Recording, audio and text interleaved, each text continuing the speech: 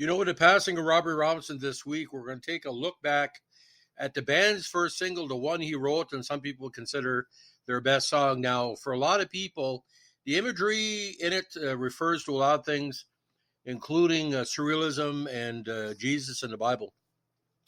But The Wait, which is back with I Shall Be Released, the Dylan standard from Music from Big Pink, shook the foundations of country, pop, rock, every genre of music back in 1968.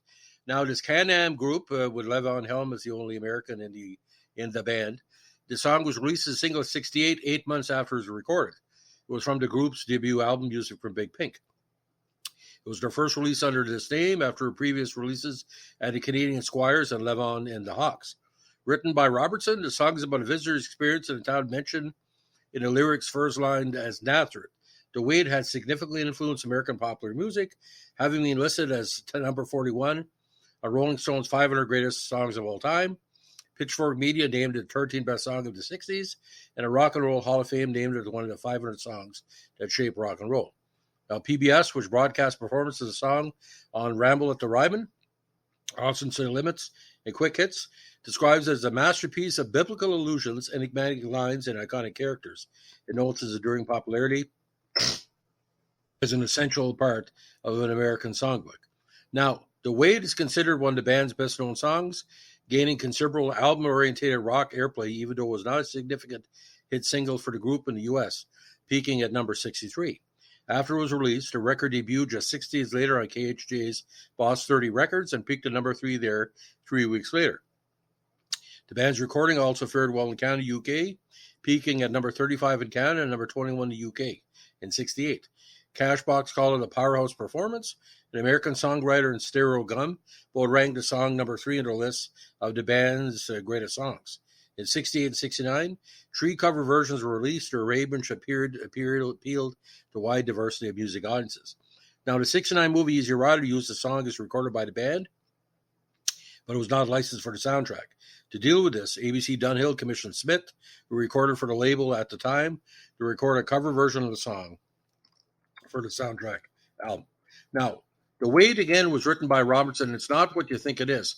Some people believe it's allegory to the Bible, but he found the tune by strumming idly on his guitar when he noticed that the interior included a stamp noting it was manufactured in Nazareth, Pennsylvania, where the C.F. Martin Company is situated. And he started creating the lyrics as he played. The inspiration and influence affecting the composition of The Wait came from music in the American South, the life experience of band members, particularly Levon Helm, and movies of filmmakers as Divergent and Ingmar Bergman and Louis Burnell. The original members of the band performed The Wait as an American Southern folk song with country music and gospel music elements. Their lyrics, written in the first person, are about a traveler's arrival, visit, and departure from a town called Nazareth, in which the traveler's friend Fanny has asked him to look up some of her friends. According to Robinson, Fanny is based on Francis Fanny Steloff, the founder of New York City bookstore, where he explored scripts by Boudel. The town is related to Nazareth, Pennsylvania, because it was the home of Martin guitars. Robertson wrote the guitar parts on a 1951 Martin D28. The singers, led by Helm, vocalized the traveler's encounters with people in town from the perspective of a Bible Belt American Southerner, like Helm himself, a native of rural Arkansas.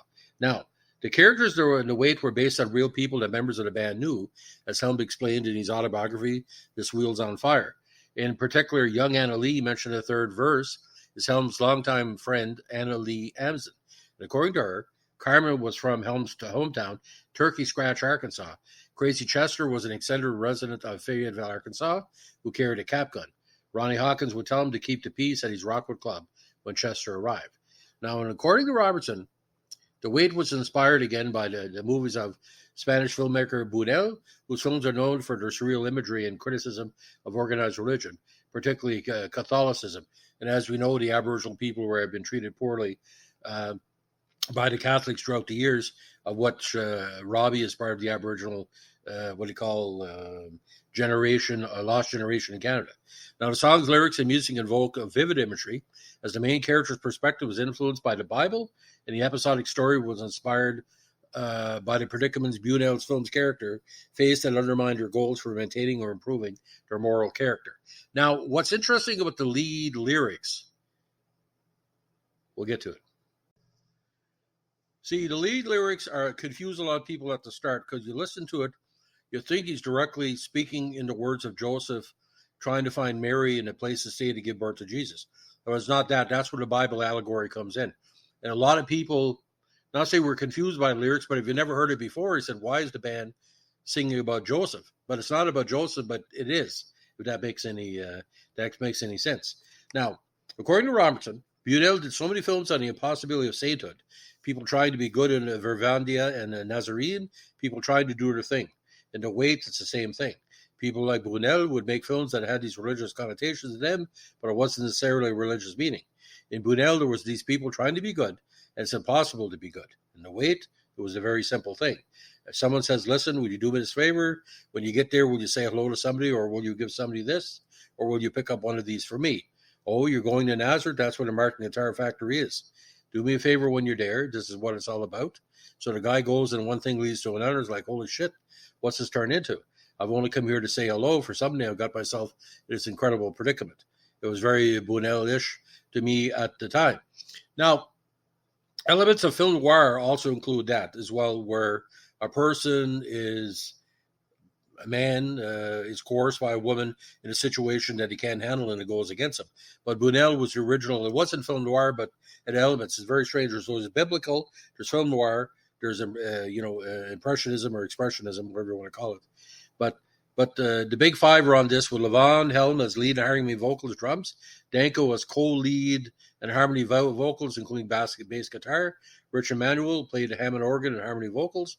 Garrett Hudson on piano, and Robbie Robinson played an acoustic guitar. Now, the songwriting credit to Robertson for Wait, like credit for many songs performed by the band, was disputed years later by Levon Helm. Helm insisted that the composition of the lyrics and music was collaborative, declaring that each band member made a substantial contribution. In an interview, Helm credited Robertson with 60% of the lyrics, Danko and Manuel 20% of the lyrics, much of the music credit to Garrett Hudson, and a small credit to himself for the lyrics. I noticed for a fact, I don't think Robertson wrote the whole thing. He wrote the majority, but it was probably saying, let's add a few lines here and there. So he had the initial idea, but just like the Beatles, everybody was adding something. Now, ironically, Jackie DeShannon recorded a version of this for her 68 album, Laurel Canyon, released as a single. He reached number 55 in the Billboard charts in September 28, 68. Staple Singers, again, did a version in 68 as well for their album Soul Folk. And for The Last Waltz, they recorded a performance of the song with the band. Now, Aretha Franklin released a cover of The Wait in 69 that reached number 19 on the Billboard Hot 100 and number 4 in its rhythm and blues charts. So the Aretha Franklin version was bigger in the charts than the band. Now, in 69, Diana Ross and the Supremes and the Temptations recorded versions of The Wait for the album together. Released as a single, it appeared on several charts, including numbers 46 on Billboard's Hot 100 and 33 on his best-selling soul singles charts. In 2006, fellow Canadian country music artist Aaron Pritchard covered The Wait in his album Big Wheel. Released as a single, it reached number 6 on the Billboard charts in Canada and number 90 on the Canadian Hot 100.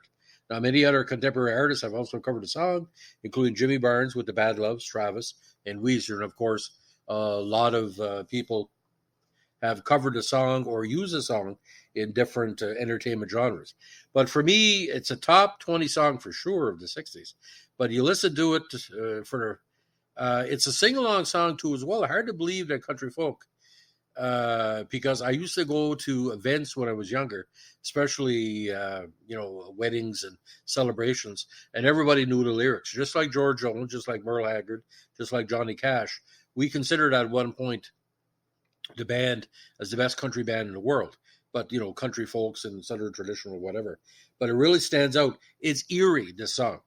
If you've never heard it before, you'll never forget it. I remember hearing this for the first time. It was like a hymn to me. And I really wondered how come somebody from Canada would write such a religious song, because most Canadians weren't known for Christian music like it is now. A lot of Christian artists in Canada. But I consider this a very religious song. Whatever you believe in. Was it aspects of the Aboriginal creator? Maybe so, maybe not. But saying take a load off. Take a load for free. Taking the load off and helping people out. There's aspects of peace in this and aspects of realization. It's a 5-star song. So, ladies and gentlemen, thanks for listening. God bless Robbie Robinson. Give us a like, comment, subscribe, or share.